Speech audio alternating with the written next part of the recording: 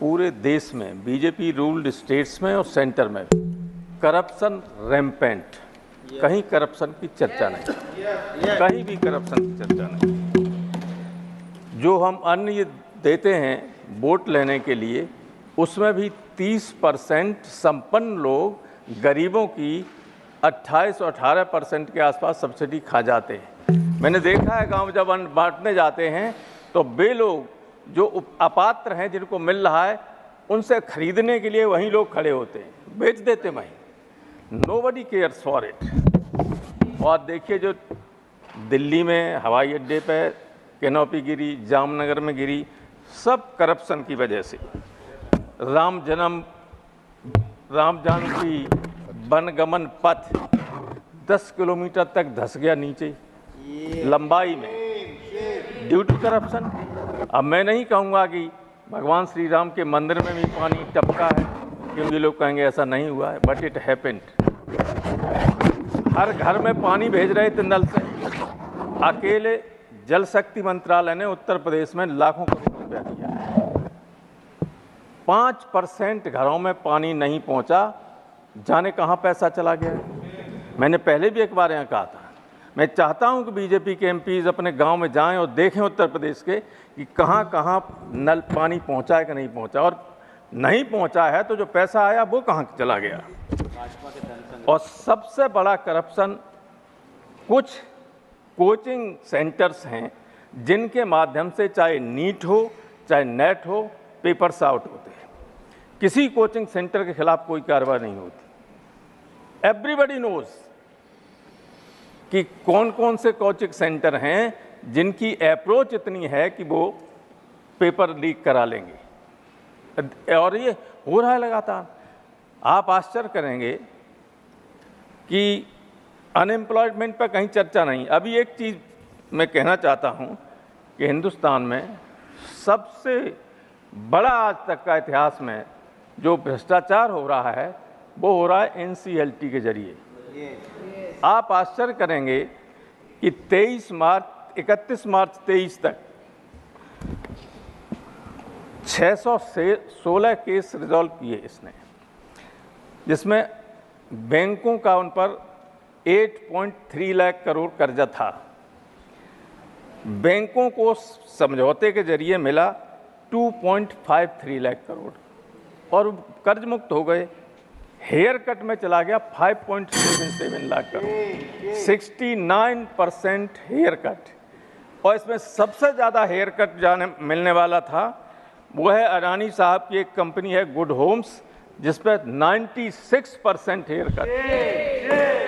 मैं ये जानना चाहता हूँ आपके माध्यम से माननीय वित्त मंत्री से कि अभी तक कितनी संपत्तियाँ बिकी, उन पर कितना कर्ज था, उनकी एक्चुअल वैल्यू कितनी थी, और जिनको वो संपत्तियां बेची गई वो कौन लोग थे। एक एक व्यक्ति को लाखों करोड़ का लाभ हुआ है। अभी मैं जानता हूं, कुछ दिनों पैदा हुआ, मैं तो पर्सनली जानता हूं 2-3 लाख की करोड़ से ज़्यादा की संपत्ति है यहाँ बगल में ही। 40,000 करोड़ का केवल कर्ज था, 30,000 करोड़ में बिक गई। तो जिन्हें मिला है उन्हें तो हेयर कट में जो चला गया उसको बैंकों को नुकसान कर रहे हैं। इंडिविजुअल्स को लाखों करोड़ का नुकसान हो रहा, लाभ हो रहा है। Thank you doctor. इससे बड़ा कोई करप्शन नहीं। ये ऐसा है मामला जिसकी जांच होनी चाहिए, और तो सारे करप्शन इसके सामने कुछ भी नहीं। अनएम्प्लॉयमेंट की स्थिति ये है कि अब IIT के लोग भी हर साल बढ़ते जा रहे हैं अनएम्प्लॉयड, और तो सड़कों पे घूम ही रहे। उत्तर प्रदेश के एक माननीय मुख्यमंत्री ने कहा कि हमारे यहाँ अनएम्प्लॉयमेंट रेट 0 है, और पुलिस की भर्ती 50,000 सिपाहियों की निकली तो 68 लाख लड़के लड़कियों ने इम्तिहान दिया और लीक हो गया पेपर। कई लड़के लड़कियों ने आत्महत्या कर ली, क्योंकि जो ओवर एज हो जाते वो जानते हैं अब हमें तो कहीं नौकरी मिलने वाली नहीं। डॉक्टर साहब कॉन्क्लूड 1 मिनट और सुन लीजिए हमारी बात। ऑलरेडी 5 मिनट होने को। 1 मिनट प्लीज। देखिए, आरक्षण जो है वो कैसे ये खत्म कर रहे हैं। अगर सरकारी वैकेंसी निकलें तो आरक्षण मिलेगा। पिछड़ों को 27% और दलितों को 22.5%।